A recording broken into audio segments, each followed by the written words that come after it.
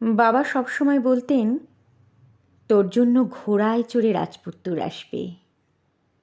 মেয়েটা বলতো, কেন বাবা? বাবা বলতেন, কারণ তুই যে রাজকন্যা। মেয়েটা বলতো, আমার বাবা কি তবে রাজা? বাবা হাসতেন। তারপর বলতেন,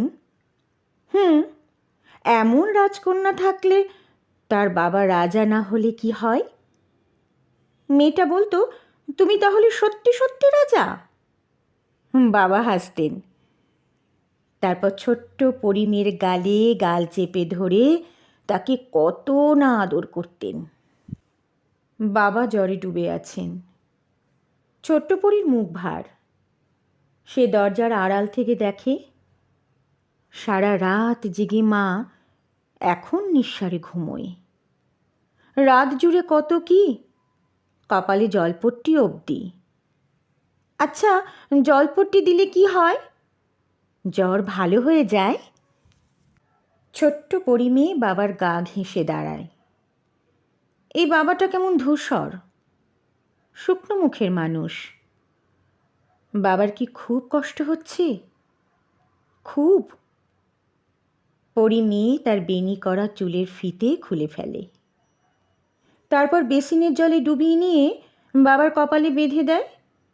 বাবা চোখ মেলে তাকান। ঠিক সামনের আয়নায় তার চোখ, টুকটুকে লাল ফিতে তার কপাল জুড়ে। পরিমেয়েটা বড়দের মতো করে বলে, রাজামশার জ্বর কি তাহলে কমল? বাবা হাসেন। দুহাতে জাপটে ধরেন তার রাজকন্যাকে বুকের ভেতর। এমন রাজকন্যা থাকলে রাজা মহারাজাদের জ্বর না কমে যাবে কোথায়? বাবা রাজকন্যাকে কাঁধে নিয়ে হাঁটেন। কোলের ভেতর বিড়ালের অমি ঘুম পাড়ান। সারা বাড়ি ঘুরে ছোটেন।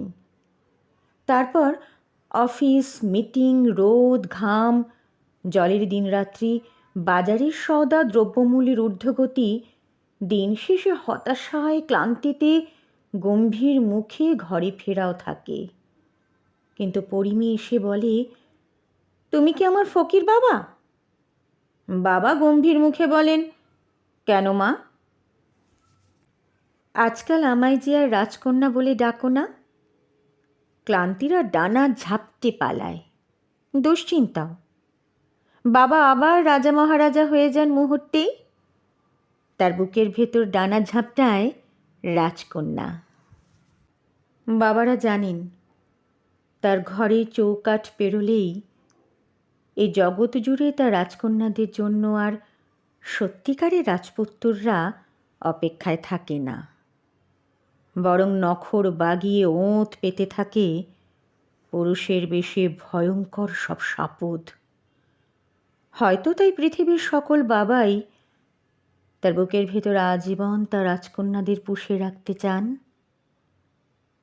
হয়তো তাই জগৎ জুড়েই সকল মেয়ের বুকের ভেতর ফিসফিসিয়ে বাজে, I am a princess, not because I have a prince, but because my father is the only king.